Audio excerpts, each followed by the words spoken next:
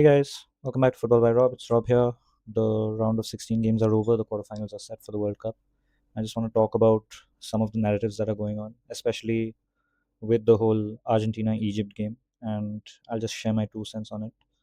Plus, we'll also discuss the David Ornstein bomba with regards to Arsenal, and maybe we'll talk about a bit of that as well.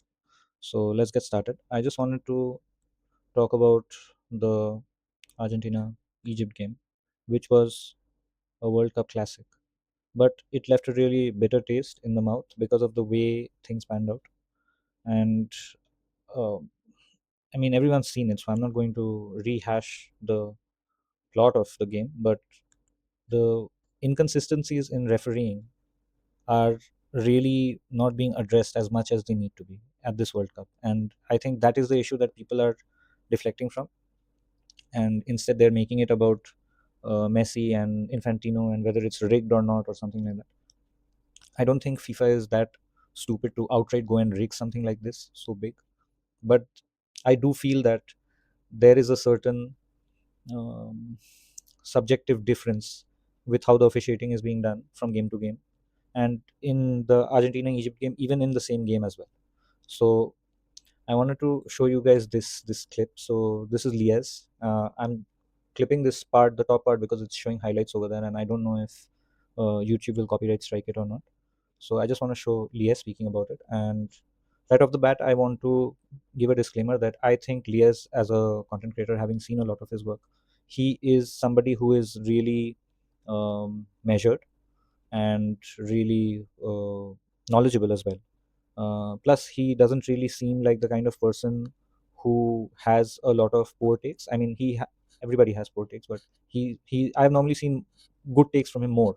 So I'll give him the benefit of the doubt normally. But this take, what he said out here, I just want to give my 2 cents on it and tell you where I stand. But I'm going to let him speak first, so we'll just hear him out first. I think we can all agree here, Argentina is the most hated team at this tournament by the rest of the world. And I understand why. I'm not even telling people that they shouldn't. And I think they get away with a lot. I think they get away with fouls or yellow cards that other teams wouldn't, because they set the bar so high for how aggressive they play from the start that the threshold for what makes a yellow card is higher for them compared to other teams. No discussion about that. And then when you talk about the country of Argentina and a lot of the stories and controversies that have come out over the last few years, again, I understand why people don't like Argentina. I'm not trying to police how people view them. But Before he says this, but I just want to say that whole spiel about the threshold being higher because you're so aggressive, that I think should not hold weight. Just because you have the uh, the history and the legacy of being an aggressive team, or you have the image of being an aggressive team, that shouldn't allow you to get away with a foul which would be considered a foul for another team, the team playing against you, or another team in another game. I don't think that is fair straight off the bat. But let's hear him continue what he's going to say, having given his pretty lengthy disclaimer, 30-second disclaimer. I think people dislike Argentina so much that it literally fogs their view of what they're watching, and all objectivity and logic goes out the door. That's a foul. I genuinely believe the opposition player, when Lisandro cuts in and beats the two players, A, is holding his shirt, but B, more importantly, steps on his foot and brings Lisandro down. I'm looking at Absolutely, absolutely, that is a foul. Correct, I agree, that is a foul. But then you also see the other fouls that were being given and not given in the rest of the game. You also look at the type of fouls that have been called prior to these games in the previous rounds, and you see as well how some fouls have not been given and the referee's just been asked to play on. Look at the France Paraguay game. Look at how aggressive the Paraguayans were and how many fouls were not being called. Just before Due gets the penalty, there is a foul on him outside the penalty box, right beside the D, and nothing. The referee doesn't even bat an eyelash. But you see fouls here being given. I can tell you without any doubt, without stuttering, stammering anything, what Due got hit with was a stronger foul, much more serious contact than what Lisandro got. But if you're saying this is a foul, then you have to keep it consistent. You have to give all those type of fouls. You go back to the Cabo Verde game as well. There were instances where uh, the Cabo Verde players are winning the ball, but Argentina get the foul. And these are the type of questions that basically help people find a pattern. Now, some people are going to tell you there are a lot of these tribal fans who are going to talk about this World Cup only. But if you go back to 2022, you see the Netherlands game. You see the penalty he gets against Poland. when the rule it's clear where it says that if you've gotten your shot or your attempt off, whatever happens after that, that doesn't count as a foul. We have seen so many times when a player is trying to kick the ball towards the goal and he gets his shot off, and after that the challenge comes in and there is contact on the follow through, it doesn't get given as a foul. But the issue isn't about the law not being correct or not. The issue is about the law not being applied consistently, not the law not being applied to everybody in a equal manner. And I think in this World Cup itself, there have been a lot of inconsistencies that you have to uh, highlight if you actually love the game. And that's just the way it is. Look at the France Senegal game as well, where Mbappe is brought down clean by Mane, and the ref actually has the nerve to say that he initiated the contact when Mane is behind him. How does that work? How does that work? That doesn't work. I mean, it's just absurd. So I'll let him continue, but I'm already not finding myself agreeing with a lot of what he has to say. The Salah one, right? Where the player wins the ball off him first, and then Salah and his feet get intertwined and he falls. He won the ball, and people are saying, this is a robbery, this is a controversy. I'm seeing McAllister touch a guy's shirt like this. The guy falls like he got shot, and people are saying, this is FIFA are handing the World Cup to Argentina. Guys, we can accept that Argentina, in some instances, are definitely getting away with it, but it doesn't mean now that every single thing that we see is a big. But when those instances keep adding up, then you have an issue. Are we going to admit that or not? You have the Cabo Verde game as well, where Messi tries to take a free kick without the ref even blowing for the whistle. The question also you have to ask is whether all these things would happen if the shoe was on the other foot or not. Let's see what he has to finish. Conspiracy theory from Gianni Infantino just for the sake of Leo Messi. I think, honestly, the discussion around Argentina, it has completely gotten out of hand. I think logic has left the room. I think we can. It has gotten out of hand. I agree. It has gotten out of hand, and I'll put that down to the fact that there is a lot of football tribalism in the sport, and at the same time, it's because of this whole Ronaldo Messi rivalry thing that has come up ever since he moved to Real Madrid, and since then it's just been toxic as fuck. To be honest, I don't have a horse in either of theirs. In fact, as a France fan, I can proudly say I fucking dislike both of them because both of their biggest achievements have come on my expense. The Euro 2016 also, which he won, absolutely shameful the way we lost it. Had those bums like fucking Andre Pierre Gignac and co missing open targets, and then Eder went and scored. And I don't even want to talk about that. And then you have this Argentina team as well who did what they did in the last World Cup. I'm not even going into the fact that uh, Angel Di Maria dived for that first penalty. I have a friend who it took me like 3 or 4 years to finally fucking show him enough highlights for him to believe that it happened. There was also a snippet from a documentary where they asked Di Maria to his face, and even on his face, you can see his body language. He can't even hide it. The fact that he tripped up his own fucking feet. What a joke, man. But we are not going into all that. Let's just talk about other shit. Hold on. Right. So now that we're done talking about the whole Argentina thing, let's turn our focus to this game, which is our next game. France Morocco. It's going to be a tough game. It's not going to be easy at all.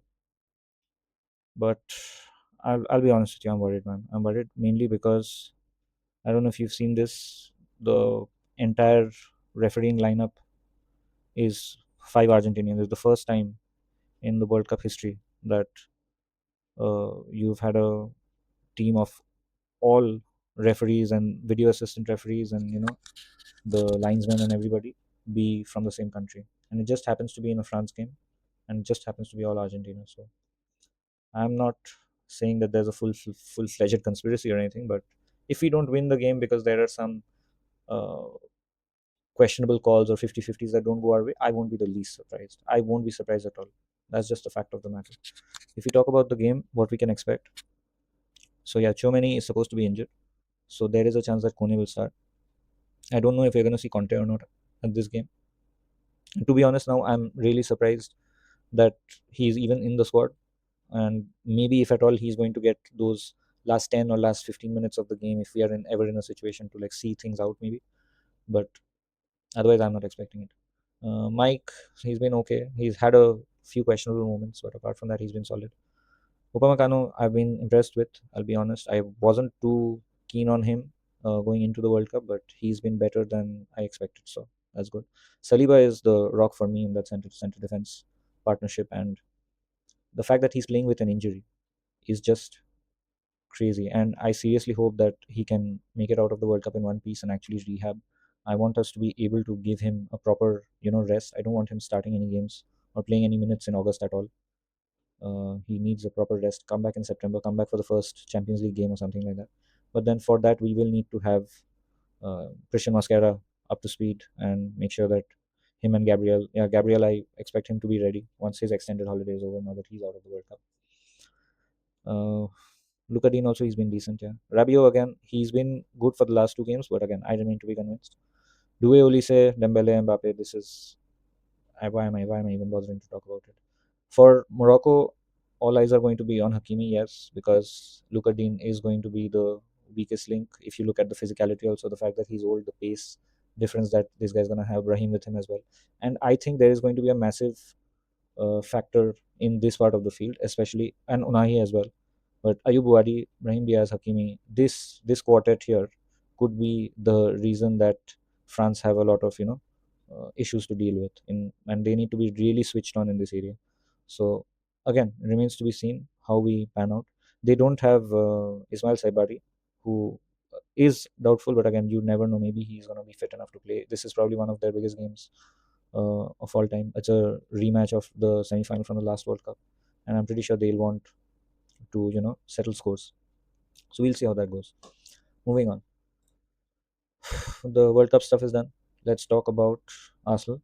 So David Ornstein dropped this bomber earlier. Bruno Guimaraes has informed Newcastle of his wish to leave and join Arsenal. They are stepping up the pursuit and they are ready to offer a deal worth 60 million. No club to club contact yet. Newcastle stances they are not entertaining bids. Okay. Whether they're entertaining bids or not, I think he is down to the last 2 years of his deal, if I'm not mistaken. Let me just check. Hold on. Right. So Bruno, even if Newcastle don't want to sell him, I don't think they're going to have much of a choice given the fact that they've been clearing house like nobody's business. They've sold Anthony Gordon, they've sold Tonali. I don't see Bruno having any reason to stay on, and especially given the fact that his contract runs out in under 2 years. Newcastle would be stupid to not, you know, not cash in while they've still got a chance to make some money on this. Now, personally, would I want Bruno at the team? I mean, yeah, it depends on the price, right? So I love to say this that there are no bad players, there are only bad prices. And it depends on what sort of price you are demanding for Bruno. If it is this 70 million euros, 60 million pounds, I think we should go and get that done. We get 3 or 4 good years out of him. If he can win at least another league title, nothing like it. Anything more than that, I think that itself will be enough to pay off the the money put in to get him. He is on the older side, so again, I understand that some people are going to be skeptical. Myself, again, I was on the side of preferring somebody like Tonali because he was younger. But I don't think Tonali is worth 100 million even on his best day. Unfortunately, I rate him as a good player, but I don't think Arsenal were ever in that sort of situation where they had to desperately overpay for his services. If we are in the market to spend something close to that sort of amount, I think we should be targeting a better standard of player. And again, no shade to Tonali. I think he's a really good player. All the best to him. Even though he's chosen a club that would normally be the sign of a player lacking ambition. So it is what it is. But again, all the best to him. Hope he can do well for his club and country.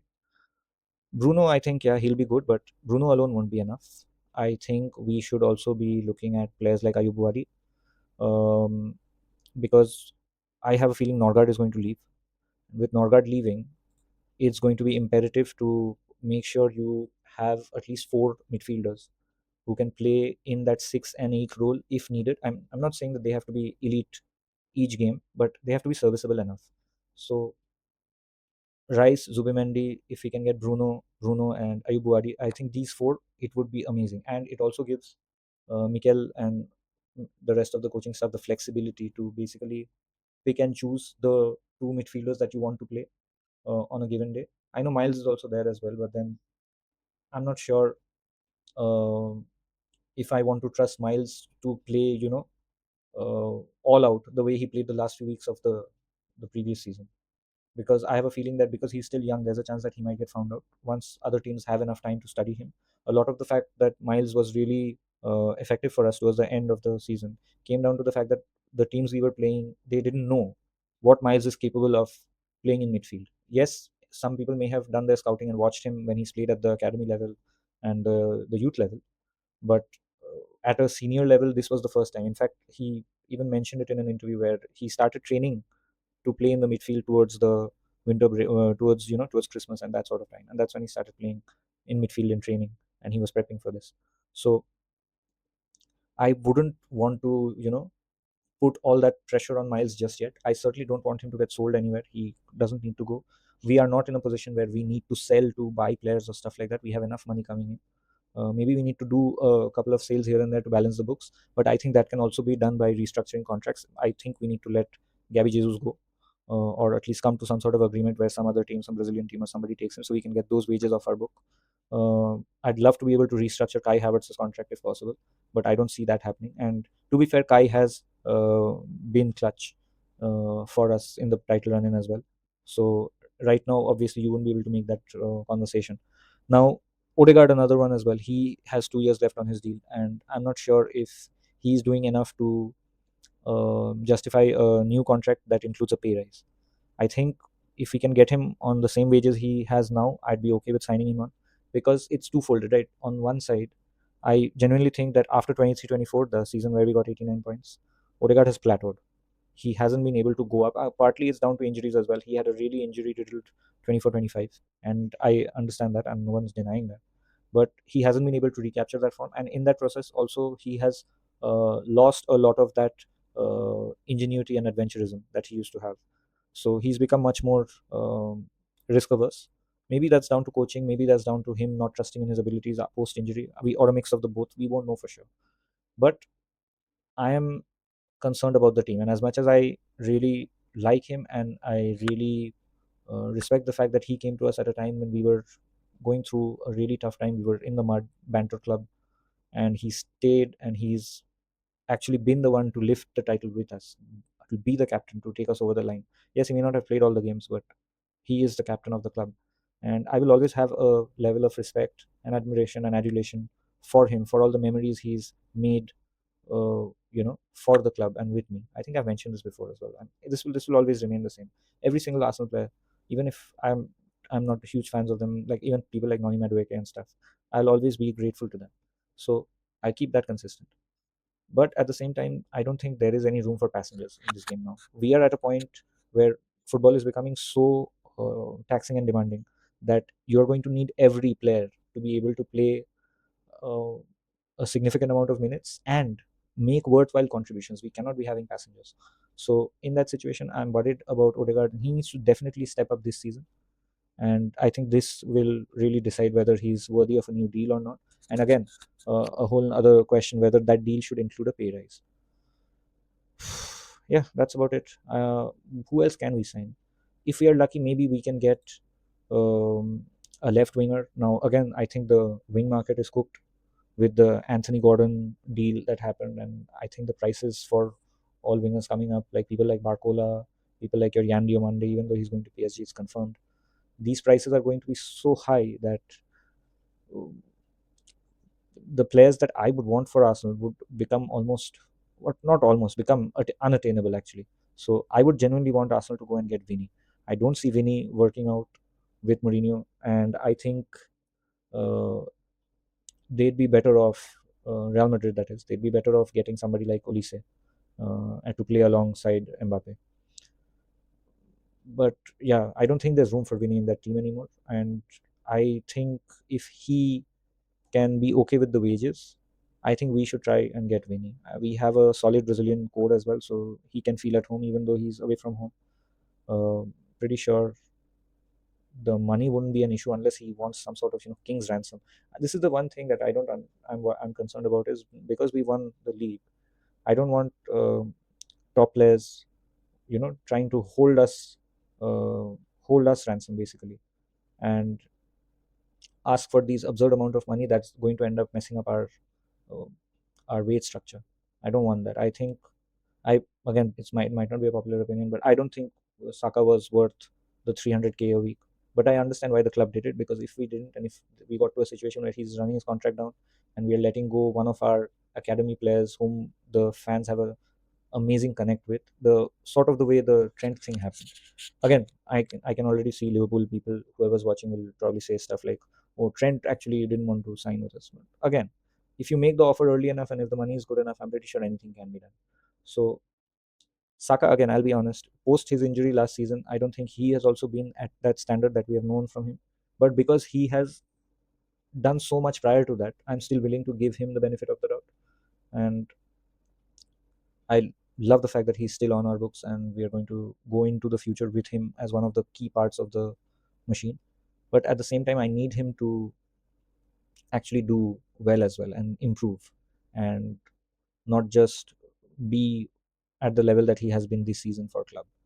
I just hope he's injury free next season. But again, not worth 300k per week. I don't think any player uh, in the Arsenal squad is worth that sort of money, to be honest. But maybe that's just me, because I think these wages are absurd. I mean, you have people in the UK who are struggling to even make £50,000 a year, and they get taxed on that. And then you have these people who are making 6x that a week. A week, yeah, man, something's wrong. Something's wrong. But I think that's a discussion for another day. I also think we can look at Morgan Rogers as well.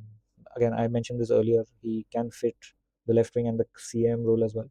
And again, if Odegaard doesn't work out, then we might need Rogers for that. But Aston Villa want 130 million. That's just not happening.